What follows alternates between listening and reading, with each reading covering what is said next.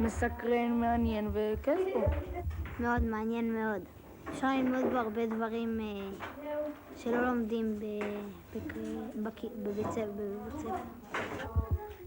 נהנית ולפעמים גם קצת משתעממת.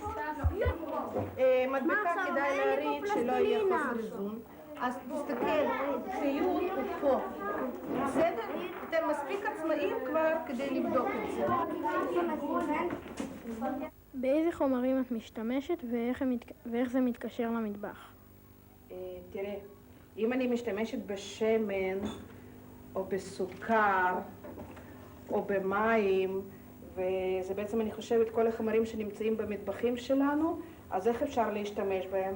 אפשר להכין קפה, אפשר להביא עוגה, אפשר להכין מיץ וכו'. כמה שנים את עוסקת במקצוע המדע? כל החיים שלי, זה הרבה יותר מ-20 שנה. טוב, תודה. מה דעתך על כך שהשיעורי בחירה הם רב-גיליים?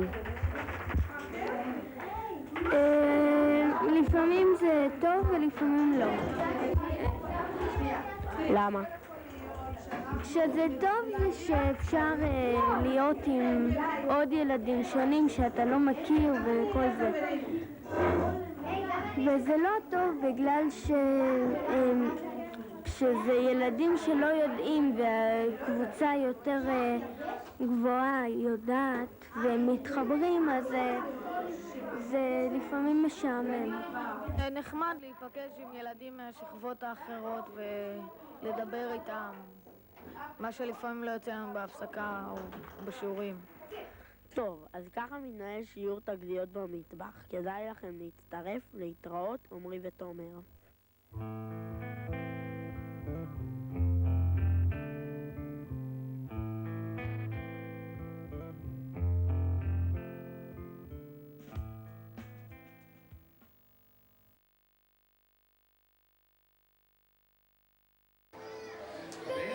שכונה קטנה מוצרת בית קו עם גג אדום כל שנגע